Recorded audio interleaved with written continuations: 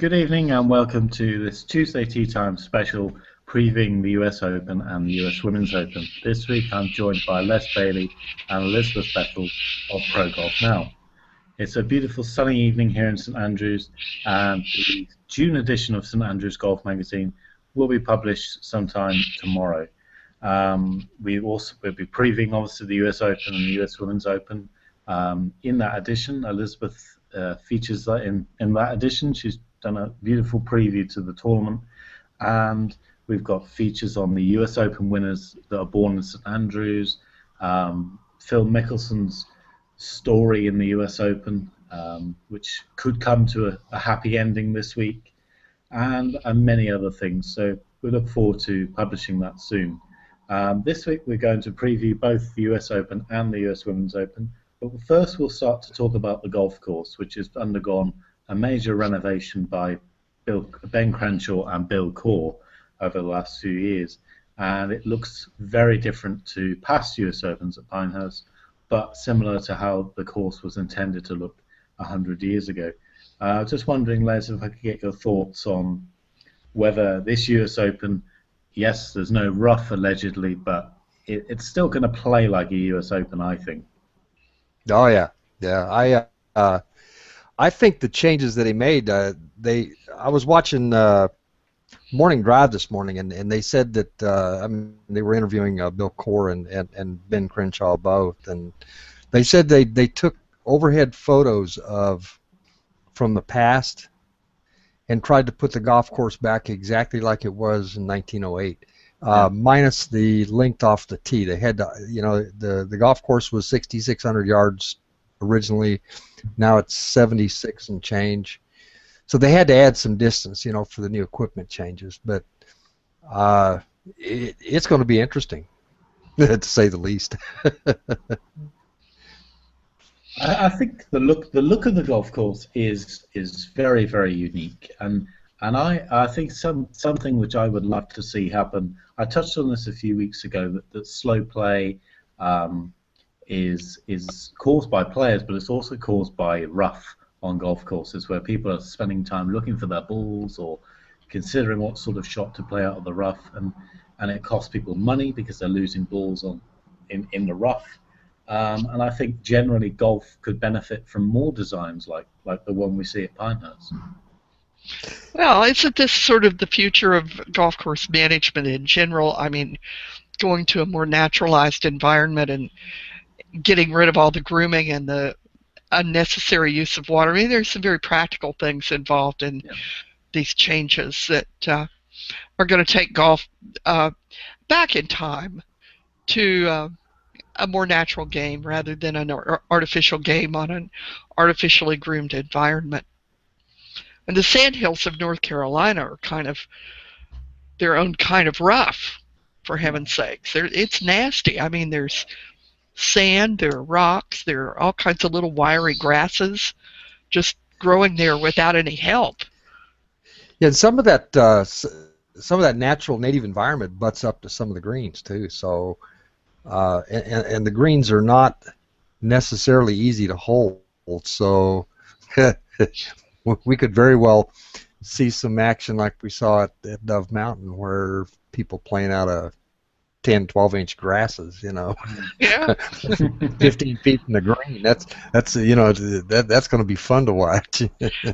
Par may actually become a meaningful number this week. I think. Well, so. If you look at the history of Pinehurst, Payne Stewart won it at 1 under par, and Michael Campbell won at even par. So Pinehurst has always been somewhat of a test, for people trying to win a U.S. Open.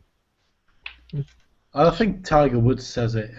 I think on YouTube you can view the news conferences from 1999, and he said it then, and Phil Mickelson said it then, that Pinehurst is unlike any other U.S. Open course because it tests every facet of the game, from driving, chipping, putting, iron play, whereas other US Open courses, yes, they test the driving, they test the putting, but the rest of it is very much hacking out of the rough and the higher lob shots, and So this course will demand everything, and the complete player will win.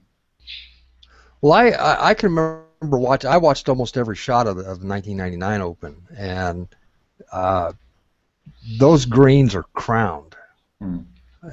They're like a bump on a log out there, but they're like concrete. And to get the ball to stick on the green is going to be a real test of going to be a real test for some people. In my picks, I liked Bubba to play well there, but he's able to flight the ball usually the way he wants to, and that might give him an advantage if he can stay patient, and that's not his strong suit. Yeah, if he doesn't whine, I mean, Bubba's likely to throw up his hands and say, "This course is too hard for me." Well, he's been known to do that before. He did that at Olympic Club back in 2012. But yes, he did. He has went through an attitude adjustment since then, and he's gotten somewhat better. I mean, you never know when he's going to explode, but that might be worth the price of admission, It could be. When's Bubba going to blow up? Yeah, it's going to be an interesting week, I think, or 2 weeks. I think it's going to be very different. Both weeks will be very different because of the different skill sets that the men and the women display usually. And for the women, it will be a big adjustment because they don't usually play golf courses like this. And in the week following the men's US Open, the spotlight really is on them, and so it's going to be a very different week for both players, I would say. And the golf course, I've seen a few comments this week already by the players, and they were saying how much imagination you're going to need. I think Jordan Spieth said you need a crazy imagination to do well around there, and I think it's going to take a few players by surprise. You can probably discount 2/3 of the fields in both events because they don't usually play with that imagination. It's really down the middle on the green. They don't have to contend with what they're going to have to contend with this week and next. The imagination for the short game around the greens. Well, that was, in fact, I published my fantasy picks this morning, and a lot of thought went into picking players for this tournament, and I evaluated a lot of different skill sets before I actually picked who I thought was going to play well. I know Jordan Spieth is playing well, and he's got some some major experience under his belt now with coming in second at Augusta, and he played well at the Players, but I'm not sure he can handle the what's the word I'm looking for? He's going to hit some bad shots and is going to get frustrated, and how he works with that frustration, he hasn't been able to handle it in the past. So I think that let's see how he does. This course demands experience, and yes, Michael Campbell was a surprise winner, but he was a very experienced player when he won. And obviously Payne Stewart had won a US Open and a PGA before he won. And you look at the contenders that year were Tiger Woods, Vijay Singh, who both won majors in the previous 2 years, and obviously Phil Mickelson. And then you go back to 2005 where you had Jason Gore. He didn't have the experience. He got into a position where he looked like he was going to contend to win, and the final day he just blew up. And so I think you do need experience to really contend around Pinehurst because of the patience you have to have. So I think both weeks you're looking at experienced players that are going to come through, players who've won majors before. Well, I think I thoroughly believe that's why Payne Stewart won in '99 is he had the experience over Phil, who was just a young pup at the time, and he hammered him right there. I think he won the tournament on the 16th hole, if I remember right, when he actually clinched the tournament. But I mean, I know Phil had a chance all the way up to the end, but it wasn't going to happen. I haven't read your peace today, Les. I've been busy with my own struggles, Oh, but shame on you. I know it. But and I didn't get any help from my editor on it either. But who did you pick for the winner? Well, Matt's going to ask me that in a little bit. I don't want to let the cat out of the bag. Yeah, okay. Yeah, we'll get on to that shortly. Excuse me. So we'll move on to the men's US Open, and obviously we've touched on Bubba, the Masters champion. He has the skills to win around Pinehurst. There's no doubt about it. He's going to be hitting shorter clubs into these greens. He can hit higher flighted shots. So he may not have to contend with. I'm sure he'll have some shots around the green, but not as many as some who don't have that ability to hit it longer and hit a shorter club into the green. So I think he's definitely a contender. You only have to look at what he did at Riviera and Augusta, and he had a good chance. What was the event? Colonial, wasn't it? The Phoenix he played. He was interested in the Super Bowl that day, and I think he just wanted to go home. Well, maybe he's a soccer fan. He might be interested in the World Cup as well. So, but the other contenders, obviously, we start with Phil Mickelson. He's had an absolutely woeful season so far, and I don't think, obviously, with his personal problems now, which have unveiled themselves in the last few weeks, it's hard to just turn it on when you have to, especially in the US Open, especially at Pinehurst. And as much as I'd love to see him win it to become that player that wins a Grand Slam, I just don't think it's going to happen. Well, I think he's going to win the Grand Slam. I'm just not convinced he can do it this year. Excuse me. Phil is a product of how he gets out of bed in the morning and how he feels. If he feels good, he's going to play well. If he doesn't feel good, he's not going to play well. I mean, that's just Phil. And the other thing that he's going to have to do this week is he's going to have to make putts. And that's kind of been his downfall. I mean, if you look at last week's tournament, he was in contention. First two holes he had makeable birdie putts on the final round. Yeah. And he missed both of them. I mean, he makes those two putts, and maybe he's contending for that championship, you know. Excuse me. I agree. I think that he's always been a player that can just come up in 1 week and completely destroy the field, take away the win. But I think that as I think we both agree that it's not going to be this year. Probably next year, Chambers Bay maybe, or even Oakmont in 2016. So. But I think maybe this year, the way this year has transpired, I just don't think he's going to be. He may not even make the cut. I think you have to be on your game. And even I can't remember what tournament it was a few weeks ago when it was Memorial, wasn't it? When his short game badly let him down when he had that dreadful finish. When he was 5 under par and he threw it all away in the last few holes. And I think, but that's Phil. You know, that's Phil.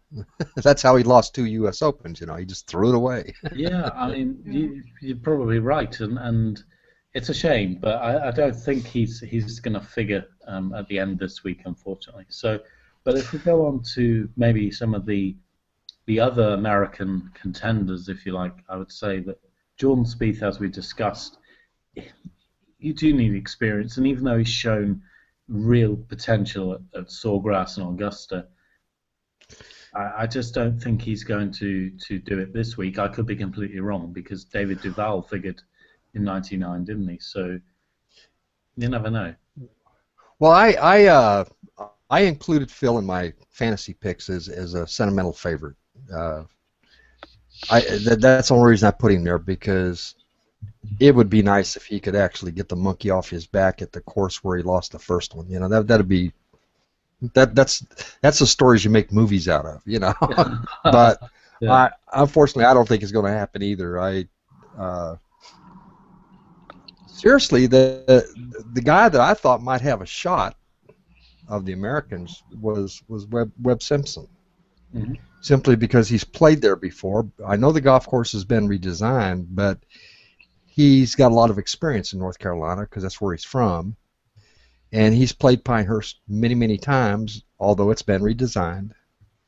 But maybe he could get the monkey off his back of, backing into the 2012 U.S. Open with Furyk melting down the way he did, to actually come out and win one.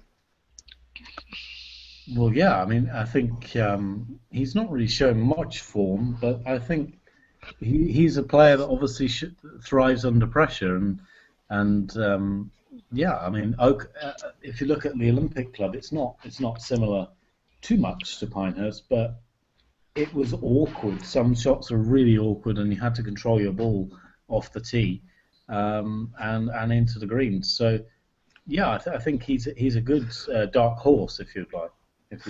Well, you see, my theory of the thing is that the real technique here is getting from your tee shot into the green. What's changed is getting to your approach shot. What hasn't changed is the greens. The greens are the same crown greens was in 1999, okay? And he knows how to play that. He's played there lots of times. He knows how to go into those greens, and I think that's going to be a bit of a help for him this week. If he can get it in the right place to hit from, he could be dangerous. Simply because of that. And he's that major winner that we're talking about that does have the experience of coming through under pressure. Right. Obviously winning the US Open. So, yeah, I think he's definitely in the mix. From probably, I hate to put the favourite tag on Adam Scott, but he's played so well since he became world number one that he probably is. And if he hits his driver well, and hits his high-flighted irons, he's certainly got a chance. I didn't include Adam in my fantasy picks.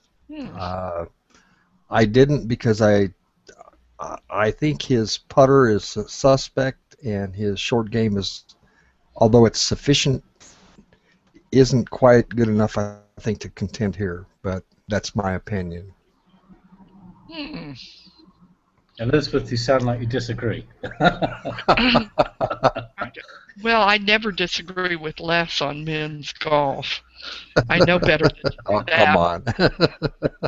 But it seems to me that the world number one needs to be able to wield his flat stick. That just seems to me. Adam's putter has always been suspect. Well, but don't you have to putt well to win round Augusta and finish second? You do, and you know the old saying is a blind squirrel finds an acorn every once in a while. Yeah. Every once in a while he'll get where he's nailing putts, but put him under pressure. I mean, we saw it at the Australian Open. He had a 4-shot lead and he just couldn't make a putt when he needed to, you know. And the rest of his game was great. It just couldn't make a putt under pressure, you know. The only putts I've seen the man make under pressure was Augusta in 2013. That was I mean, he putted lights out there, and he had a little help from Stevie Williams, but he was able to nail the putts when he needed to. Yeah, I think. Did I scare you off there with that statement, or what? No, I agree, because he's not really done what he promised. Even though he's world number one and he's won a Colonial, he could have won another couple of times. He's not. He played. I think he played in 2005 at Pinehurst. And another player who nobody's talking about, but I quietly think that he's going to have a good week, is Ernie Els. I think this is his 22nd straight appearance in the US Open. And I think he's that player, the experienced player, the old head on his shoulders, and I think he's due to have a good week. I think you might be right. Is he young enough to cut the mustard or not? That's maybe the question. Oh my. You know, it's only 2 years can he since keep he it? last won. So. Well, I mean, he won the Open Championship. What was it, 3 years ago? But at Royal Lytham St. Anne. But he did kind of back into that. Now, he got a big gift from Adam Scott on that day. So I actually think that a US Open, many times the winner backs into it, if you like, because it's the person that makes the least mistakes. And that's what he did. I wouldn't disagree with you. And in 2009, Stuart Sink got a gift when Tom Watson hit his 8-iron over the green. Yeah. And I still don't think people like him because of that. Yeah. Well, this is the last year of that exemption, I think, for the US Open. So it could be the last US Open he plays in. Yeah. So, but going on to the European Challenge, and obviously there's a name that I'll probably bring up, but I'm not going to bring it up yet. I wonder who that is. Justin Rose has displayed some good form recently. He's back to fitness, and he has an immediate experience of winning the US Open. He followed that with, obviously, well, he preceded that with the Ryder Cup in 2012, where he beat Phil Mickelson. He was an integral part of the winning team under pressure, and he's gone on to become that really good golfer that we all thought he would 10, 15 years ago. So I think Justin Rose probably is a really good good contender for this week. I don't doubt that. I don't think this is his year, but I don't think he can go back to back. What was the last back to back? Was Curtis Strange? Curtis Strange, yeah. And I saw him say today something about he wasn't wishing that Rose didn't win or something like that. Which is bizarre, but obviously there's other contenders from Europe. There's Luke Donald, who's also improved with his new coach, and his game again, his short game really could give him a chance this week. There's Lee Westwood, who, if he plays well tee to green, he won't have to worry about playing from around the greens because he'll be on the green all the time. That's a story of Lee Westwood's life, isn't it? If he just got on the green, he'd have been all right. Yeah. So there's a number of players. Sergio Garcia. Will he ever win a major? This is the thing. I think we're all hoping he does, but he's not really shown much form in the majors in recent years. Let's face it, Matt. We're dancing around the two names that we both think. We're going to contenders now. Yeah. They're names that we've both used in the last few months. So we'll just go ahead and say Henrik Stenson. Here we go. Finally, we're going to get to it. Yeah, we're finally getting to the point. My number 1 and 2 picks were Henrik Stenson and Roy McIlroy. So there you go. With Stenson being number 1. So we'll start with Stenson, and he is another player that hits the ball an extraordinary long way, and with his irons, with his 3-wood, he may not even need to use his driver on many of the holes. And obviously, he won the race to Dubai and FedEx Cup last year on, well, certainly East Lake, an old traditional golf course, and the course in Dubai, in many ways, has similarities with Pinehurst. It does have very funky sort of greens. You need to stay out of the desert, so it looks similar in many ways. And he's had a quiet period, but I think he's somebody that could seriously contend. And obviously, if he wins, he becomes number 1. I think so. He's got double motivation to go on and do it. And he's even admitted that he was just wore out at the start of the season from, the press and obviously all the baggage that comes along with winning both the FedEx Cup and the race to Dubai. But the thought that I want people to think of is look at the shot he made into 18 at Dubai. Mm-hmm. And look at the shot that Roy McIlroy hit into 18 at PGA National. Yeah. And those are two shots that will win a U.S. Open at Pinehurst. Yeah. I mean, when you can hit a 5-wood, what was it, 240 something yards from McIlroy and stop it within 8 feet of the flag, out.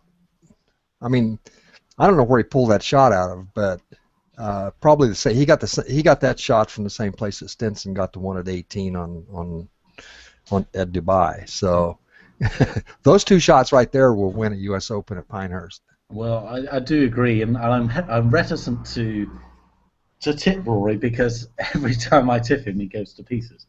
But I do think that, as I've said previously, if he plays tee to green like he has done, like he can do, he's going to be a real difficult person to beat. And he's putting, if he keeps his putting like it has been, barring obviously that bad second round at Moorfield Village. He's certainly a joint favourite with. I think there's a few favourites, but I think because it's difficult to say because so many of these players have never played in a championship at Pinehurst.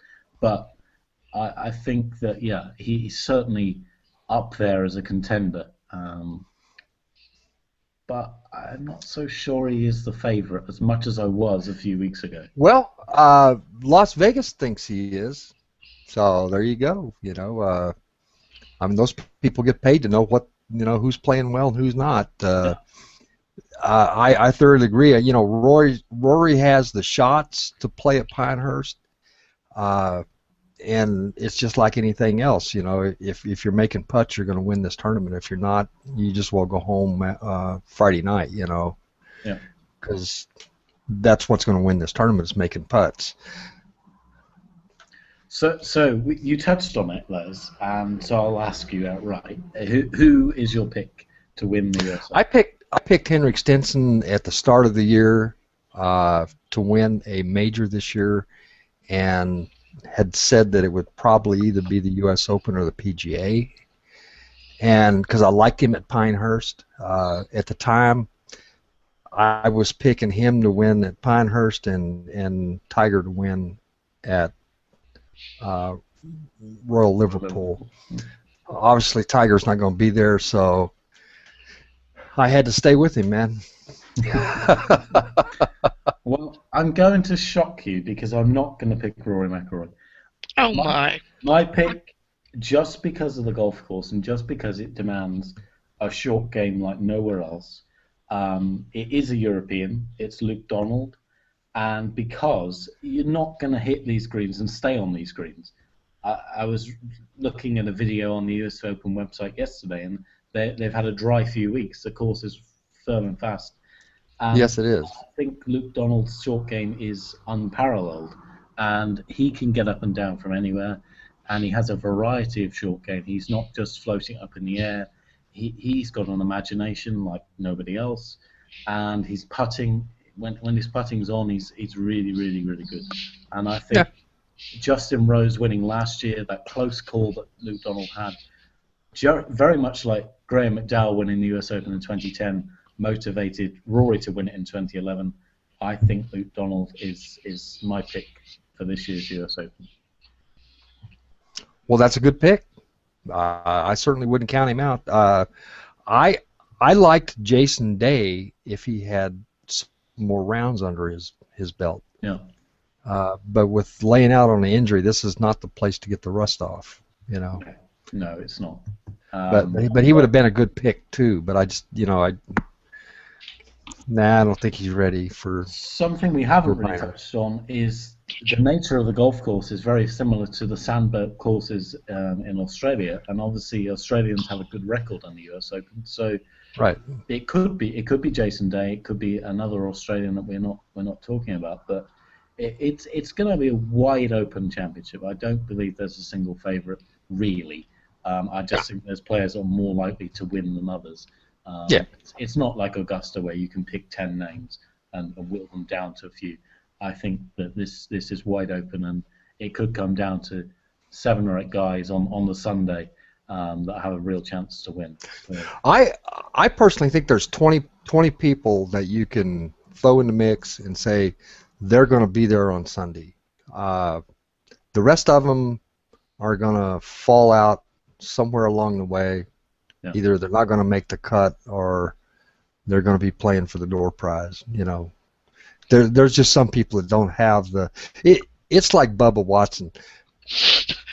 Bubba comes down to his attitude. If Bubba can hang in there and find the patience it's going to take, and they're expecting some bad weather this week, so you're going to have to add that to it. What was was 2008 that Glover won, and had to put up with all.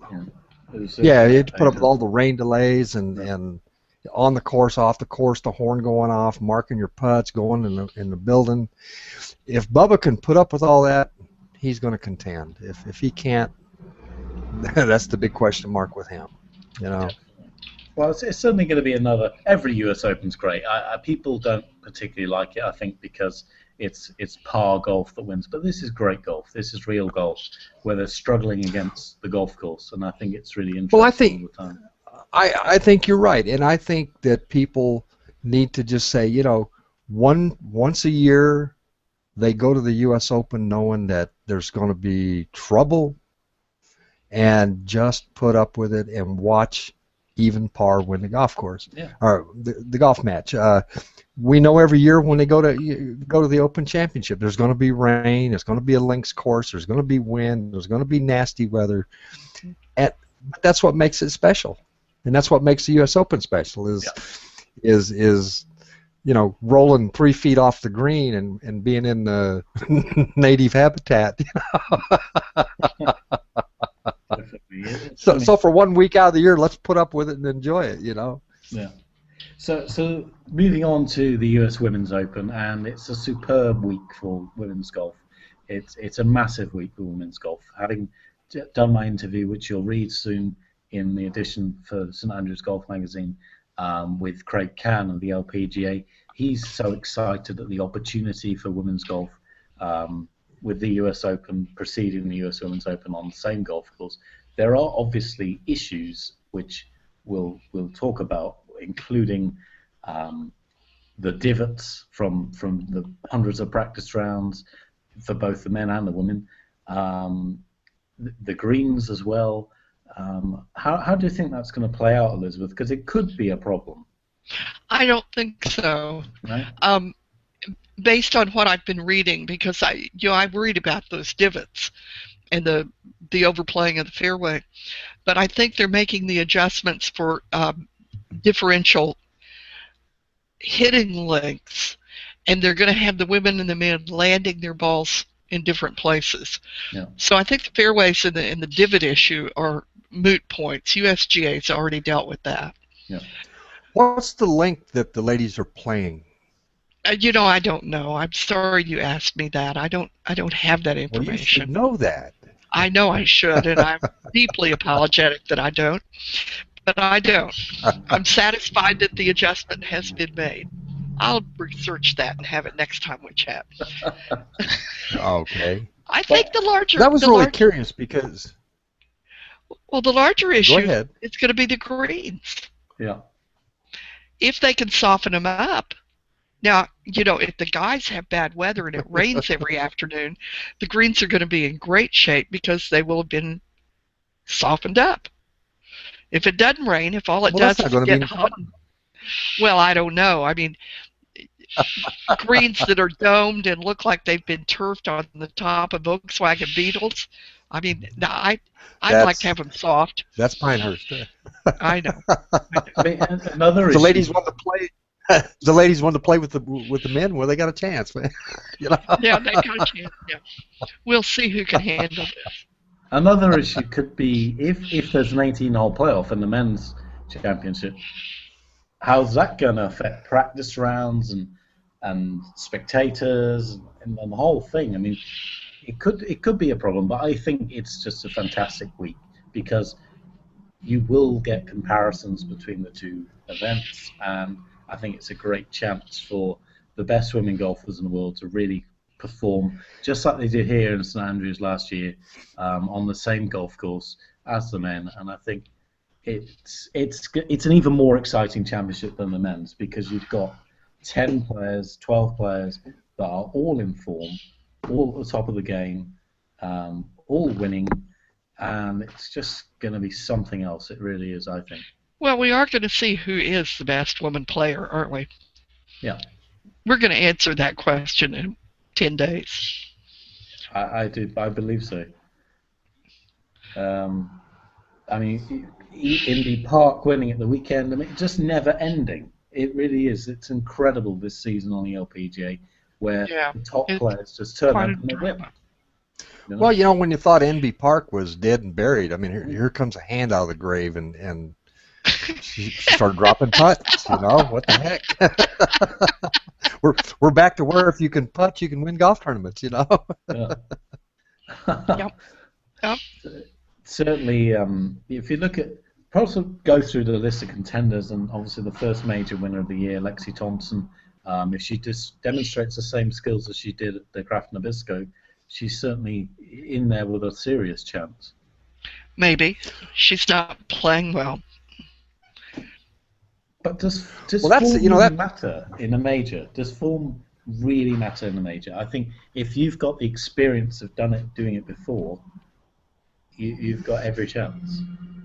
That was the big reason I asked about the length of the course, because for the ladies, because Lexi can definitely hit the ball a long way, and depending on the length of the course, that's going to certainly put a damper on some of the shorter hitters. I mean, the ladies' game is more controlled. The ladies hit in the fairway more than the men do because they're not trying to kill the ball all the time. So it should be I think a putting contest, depending on the length of the course, of course. Of course. I'm trying to get that information. So am I, and the USGA website isn't exactly very helpful. Let's see if Google can do it. If they keep some length to the golf course, you got to favor people like Lexi Thompson and Michelle Wie and the bigger hitters. My girl Suzanne. Yeah, your girl Suzanne is out of the mix. Your girl. Yeah, I think you're right. I mean, she's just. I don't know what's going on with her. Same thing that got into Rory's problem last year, I think. I mean, you look at Inby Park, and everybody was saying that she's cooled off from last year, and then she comes out and wins. So what's to say that a person who won a major two majors ago can't just produce it? She has the length of the tee. She has that incredible play with her irons. She's a good putter. There's no reason. And she's streaky. I mean, she's a streaky player. She's a streaky player, and she's hot right now. So she would certainly be on my short list. Yeah, I would agree. What about Michelle Wie? I mean, she really did get outplayed in the final round by Lexi Thompson at Kraft Nabisco, but she went on to win. I think it was the following week or 2 weeks. I think that we learned something from that. Yeah. I hope that we learned something from that. I hope that we learned to be a little more aggressive and to have a game plan that wasn't wait for somebody else to mess up. We could win it. But then maybe this week is the week where you should be waiting for somebody else to mess up, because it's likely that they're going to. Yeah. I mean, you might be right about that. Whole strategy of wait for the errors on the other guy could work for her. I think here more than anywhere else, you are going to see, especially when you add into the mix the final round pressure, so many players are going to get off to a bad start. I mean, it happened 2005, not so much in 1999 because the top four players really contended right the way to the end, but certainly in 2005, Retief Goosen, he just blew up as well, even though he had the experience, which is it's not necessarily given, but obviously Jason Gore, even Tiger made a bad start in that final round.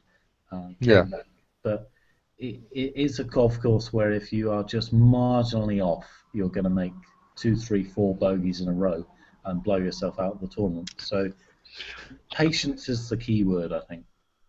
You know, we're not talking at all with the women about Lydia Ko, and Lydia Ko has probably Well, the most controlled, targeted game of anybody. She's on my short list. Let's put it that way.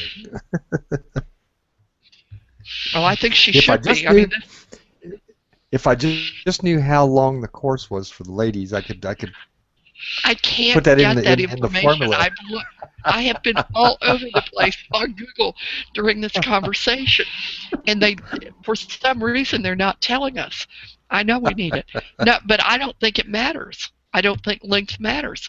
Ko can bump, putt, bump, putt. If she maintains her control, and she plays targeted golf, Ko is so controlled that she's got this middle game that's icy, and she's going to go talk to Phil, and he's going to tell her what to do. Even though he hasn't done it yet. Even though he hasn't done it yet, he's going to give her what she needs to do it. Well, God bless Phil, man. He's still my sentimental favorite to win this week. So. I know. It would be nice. And I'd like to see Stacey Lewis pull it together and win, but I don't think that's going to happen either. Well, yeah, I don't think so either. But she won a few weeks ago. Why can't Stacey Lewis, who again has won a major, well, 2 majors? I think that there's so many players that can win this, and I don't think Stacey Lewis has the patience for this golf course. To tell you the truth. She's a little bit like Bubba. She's very flighty with her consistency at times. I mean, she gets aggravated, and it starts to affect her game. And she's certainly going to get aggravated at Pinehurst. Call it what? Volatile. Yeah. She's emotionally volatile. Yeah. Yes, and when she gets emotionally volatile, she starts to not play well. But then, when she's controlled like she was at the British Open last year, the Women's British Open, she was like an ice cube. Boy, she just nailed it down. But she didn't get flapped by anything last year. She didn't have anything. I mean, this golf course is going to frustrate the ladies. It's just as frustrating as for the men. I maybe even more so, because those greens just will not hold a shot coming in with the wrong trajectory, and God knows where the ball is going to end up when it doesn't stop on the green. Therein lies the problem that I see. Well, we haven't also spoken about a player that won the US Women's Open at Oakmont, who won in Singapore this year. Oh my goodness, I've forgotten her name. Anna Norquist? No. Are we talking about Anna Norquist? Paula Creamer. I just put up a post on Paula. I just spotlighted Paula.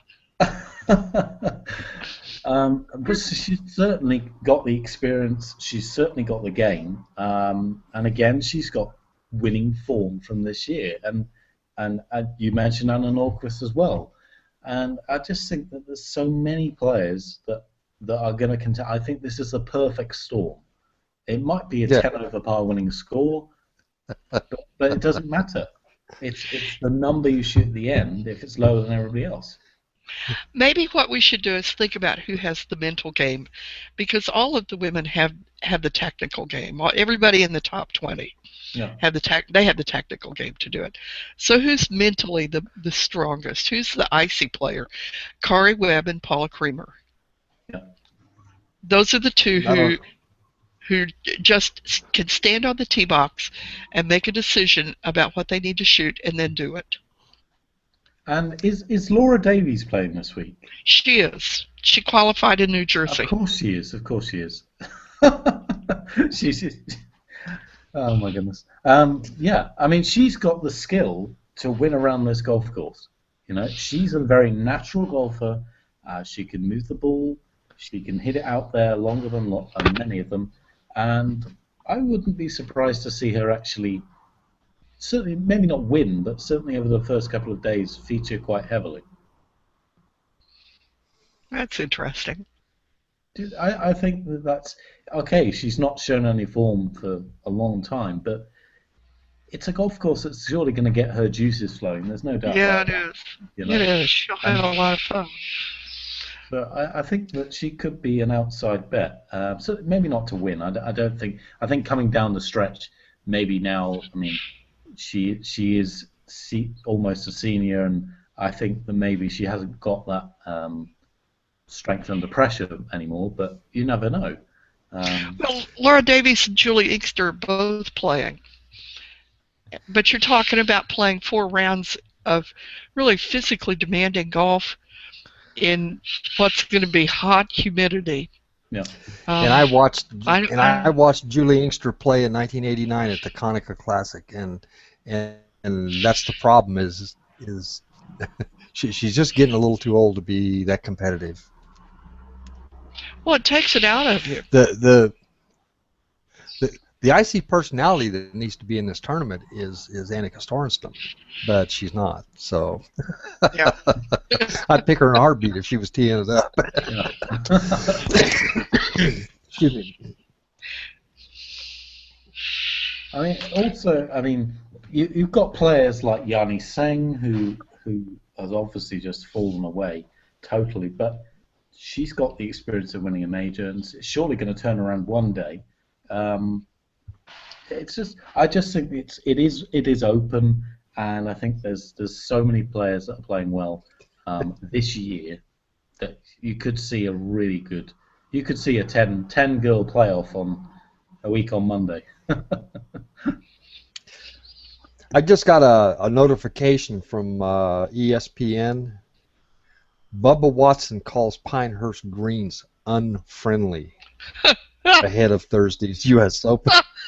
So it's already getting into Bubba's head. You see what I'm saying? Oh, forget it. Well, we didn't. I mean, Phil is going back to the claw grip. A week before. I mean, well, I had him on my. How can you change your putting grip going into Pinehurst? That's Phil we're talking about now. Nobody wins a major. Do anything he wants to. So he's doubly discounted himself now by using that grip. Phil in my last 2 holes, and he'll realize that it was the wrong decision and go back to the way he was putting before. Yeah. So getting back to the U.S. Women's Open, Elizabeth, who do you think will be the woman that comes out on top on Sunday? I thought we had a short list. I thought we'd already developed a short list. Are you wanting me to step up and put my neck on the line on this? Yeah, that's what we're asking you to do. I think it's going to be a playoff between Creamer and Webb. Wow. That's what I think. Yeah. I think Lydia Ko's not ready. She's not yet fully matured into the competitive mode. She has the game to do it, and she'll eventually do it, but not this year. I think Stacey Lewis will lose her cool, and I believe that Paula Creamer and Kari Webb will be the ones who survive the trial of the greens. Well, I think I'm going to go. Les, you go ahead. I've got to go with Envy Park. She's probably the best putter on the LPGA, and she won last week, so she's kind of on a roll. So look out. Yeah, And it's she's a good the defending champion as well, so it's a good pick. Yeah. I think I'm going to go for Stacey Lewis. Now, I just think that she's shown the ability to win under pressure on a traditional golf course that is usually used by the men's tournaments, and I think that Stacey Lewis is the girl to beat this week. I personally think that Stacey Lewis and Bubba Watson are going to get into a heated discussion about how unfair the golf course is, and both of them are going to melt down together. Oh my goodness. That would make All a right. great movie, wouldn't it? Yeah. So, well, Elizabeth, good luck for next week. It's going to be Well, a great thank you. experience, and I'll be in touch over the next couple of days to sort everything out. And hopefully, you'll all enjoy the US Open this week and the US Women's Open next week. Should be a great couple of weeks, depending on the weather. Hopefully, the weather doesn't spoil things too much. And hopefully, over the next 4 days, we don't hear Tiger Woods' name once. But I'm not going to hold my breath on that. Yeah. But it's going to be a great couple of weeks. And as I said, the June edition of St Andrews Golf Magazine will be out tomorrow, and hopefully you'll enjoy that. And also enjoy the football as well coming up soon. But from myself, from Les, and from Elizabeth, that's good night and have a good week. Cheers, man. Cheers. Bye, guys. Bye. Elizabeth, before you bail off of there.